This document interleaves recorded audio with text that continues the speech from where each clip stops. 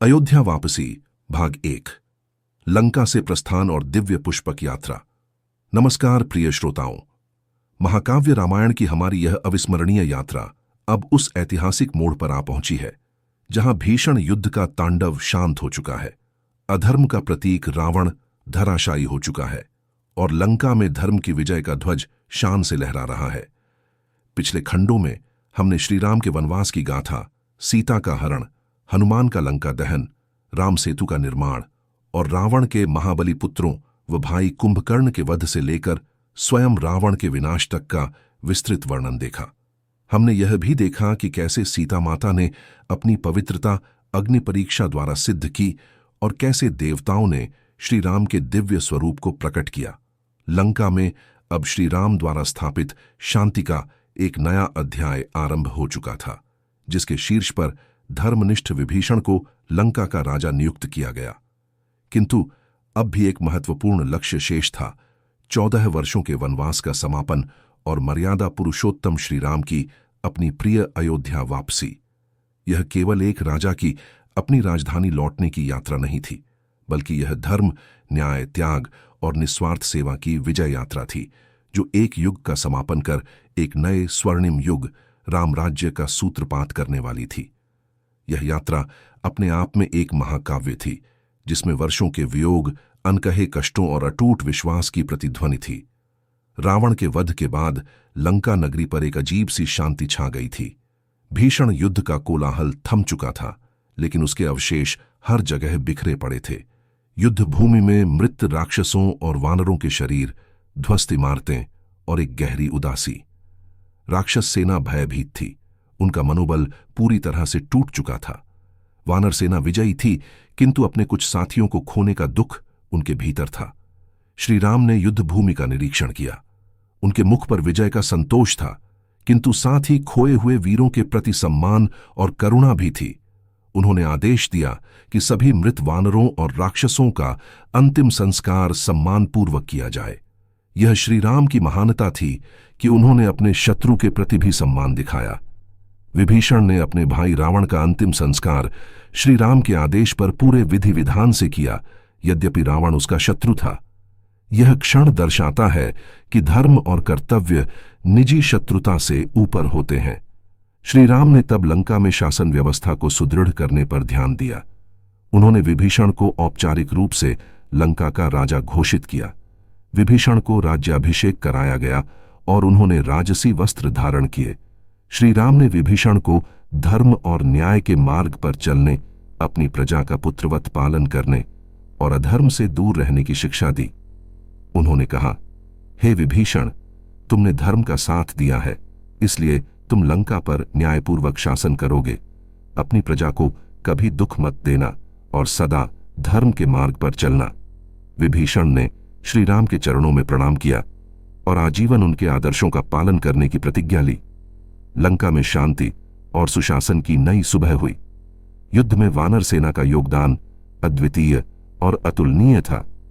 उन्होंने अपनी जान की परवाह किए बिना श्री राम के लिए युद्ध लड़ा था। श्री राम ने सभी वानर सेनापतियों और समस्त वानर सेना को एकत्र किया। उनके मुख पर गहरा सम्मान और कृतज्ञता का भाव था। श्री राम ने सर्वप्रथम सुग्रीव को संबोधित किया, जो उनके सबसे महत्वपूर्ण सहयोगी थे। उन्होंने कहा, हे मित्र सुग्रीव, तुमने मुझे जो सहायता दी है उसका वर्णन करना शब्दों में असंभव है। तुम्हारी मित्रता ने ही मुझे इस भीषण युद्ध में विजय दिलाई है। तुम ही मेरे सबसे बड़े सहायक रहे हो। किष्किंधा जाकर अपने राज्य पर न्यायपूर्वक शासन करो। सुग्रीव श्री राम के इन शब्दों को सुनकर अत्यंत भावुक हो उठे। उन्होंने श्री राम को प्रणाम किया और आजीवन उनकी सेवा में समर्पित रहने की प्रतिज्ञा ली। फिर श्री राम ने हनुमान को विशेष रूप से संबोधित किया। श्री राम ने हनुमान को अपने हृदय से लगाया। उनकी आंखों में अश्रु थे। उन्होंने कहा, हे पवन पुत्र, तुम्हारे पराक्रम, तुम्हारी भक्ति और तुम्हारी निष्ठा ने असंभव को संभव कर दिखाया है। तुमने समुद्र पार किया, लंका दहन किया, संजीवनी बूटी लाकर लक्ष्मण के प्राण बचाए और मेरे लिए जो कष्ट सहे उसका ऋण मैं कभी नहीं चुका सकता। तुम मेरे सबसे प्रिय हो, मेरे भाई से भी बढ़कर हो।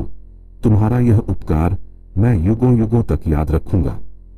श्री राम ने हनुमान को अपनी सबसे मूल्यवान वस्तु मोतियों का एक हार प्रदान किया। हनुमान ने उसे सिर पर धारण कर श्री राम के चरणों में रख दिया और अपनी भक्ति में लीन हो गए। उन्होंने अमृता का वरदान भी प्राप्त किया ताकि वे सदा श्री राम के गुणों का गान करते रहे। श्री राम ने जाम्बवान, नल, नील, अंगद और अन्य सभी वानर सेनापतियों को भी उनके अद्वितीय साहस और योगदान के लिए धन्यवाद दिया।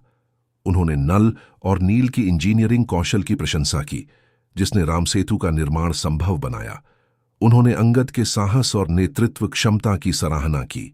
उन्होंने सभी वानरों से कहा कि अब वे अपने अपने राज्यों को लौट सकते हैं।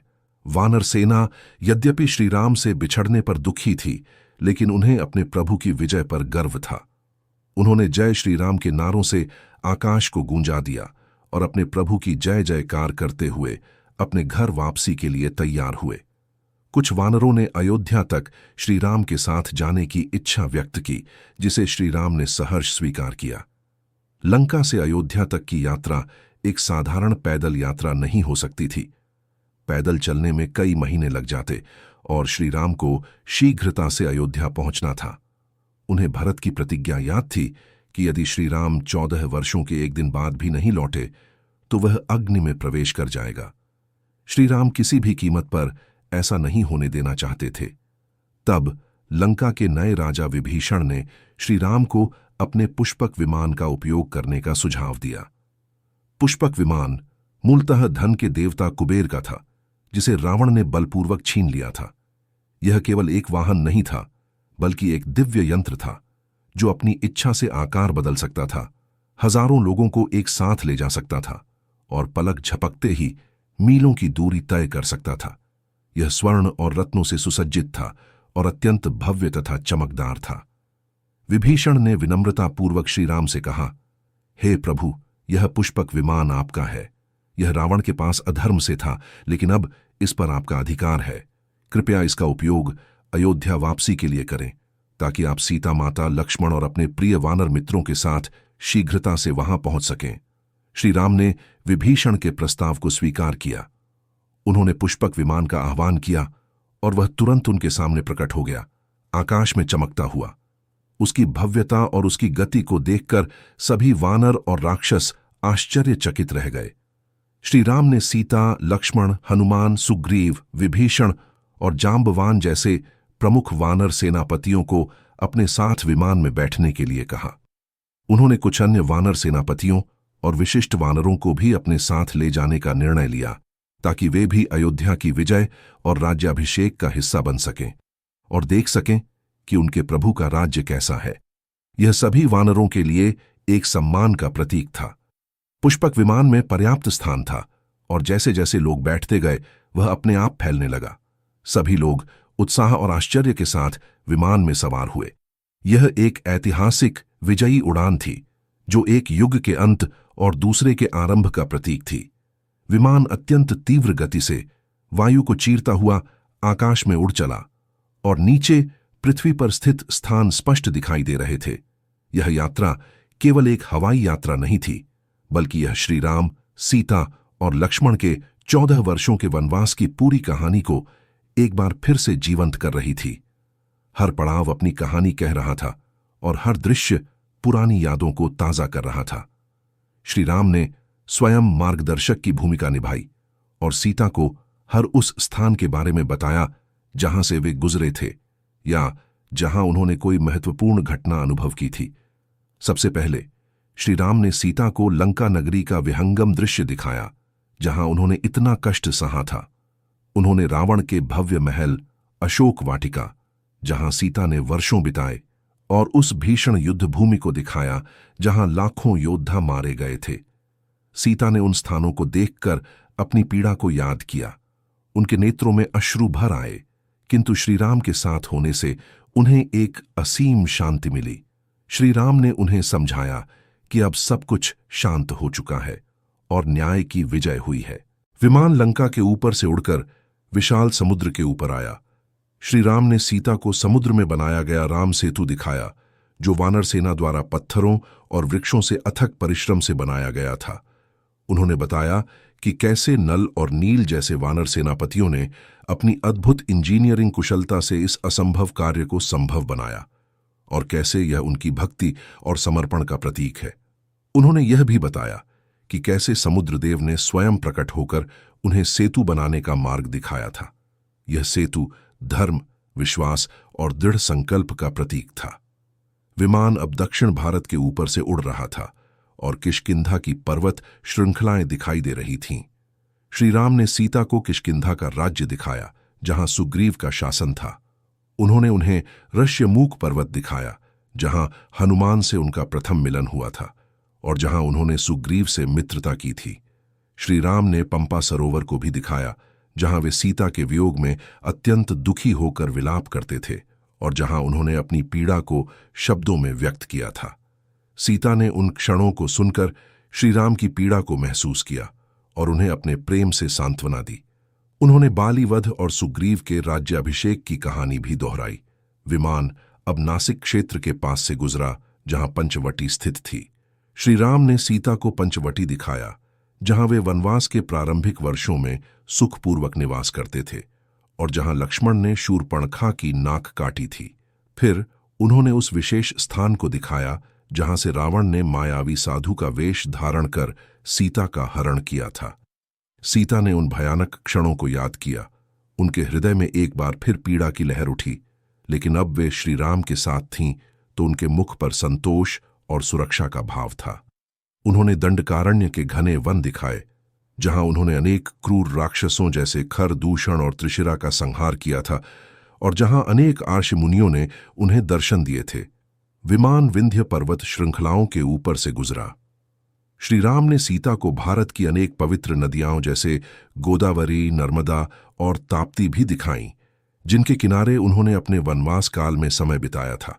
उन्होंने उन स्थानों के प्राकृतिक सौंदर्य और आध्यात्मिक महत्व का वर्णन किया। विमान अब उत्तर भारत की ओर बढ़ रहा था और चित्रकूट पर्वत दिखाई दे रहा था। श्री राम ने सीता को चित्रकूट दिखाया, जहां वे वनवास के प्रारंभिक दिनों में निवास करते थे और जहां भरत उनसे मिलने आए थे और उन्होंने श्री राम की पादुकाएं लेकर राजकाज संभालने की प्रतिज्ञा ली थी। यह वह स्थान था जहां भाइयों के प्रेम का एक अद्वितीय उदाहरण प्रस्तुत हुआ था। विमान अब अयोध्या के समीप पहुंचने लगा था और विशाल गंगा नदी दिखाई दे रही थी। श्री राम ने सीता को श्रृंगवेरपुर दिखाया, जहां निषाद राज गुह से उनकी मित्रता हुई थी और जहां उन्होंने गंगा पार की थी। उन्होंने निषाद राज की भक्ति और उनकी निस्वार्थ सेवा की प्रशंसा की। यह यात्रा केवल एक हवाई यात्रा नहीं थी, बल्कि यह श्री राम और सीता के 14 वर्षों के वनवास की पूरी कहानी को एक बार फिर से जीवंत कर रही थी। हर पड़ाव अपनी कहानी कह रहा था और हर दृश्य उन अनमोल यादों को ताज़ा कर रहा था जो उन्होंने साथ बिताई थीं या वियोग में अनुभव की थीं। सीता ने अपनी व्यथाएं और कष्ट बताए और श्री राम ने अपने संघर्षों और विजयों का वर्णन किया। सभी वानर सेनापति और विभीषण भी इस यात्रा का आनंद ले रहे थे और श्री राम की बातों को उत्सुकता से सुन रहे थे, मानो वे स्वयं उस वनवास का हिस्सा रहे हों। अयोध्या वापसी का यह पहला भाग यहीं समाप्त होता है, जहां हमने लंका से प्रस्थान की तैयारी, वानरों को सम्मान और दिव्य पुष्पक विमान द्वारा लंका से अयोध्या तक की यात्रा का विस्तृत वर्णन देखा। यह यात्रा केवल भौतिक नहीं थी, बल्कि भावनाओं, स्मृतियों और विजय के उल्लास से परिपूर्ण थी। अब अगले भाग में हम भरत को श्री राम के आगमन की सूचना, अयोध्या में उत्सव की तैयारी और श्री राम, सीता व लक्ष्मण के अयोध्या में भव्य प्रवेश का वर्णन देखेंगे।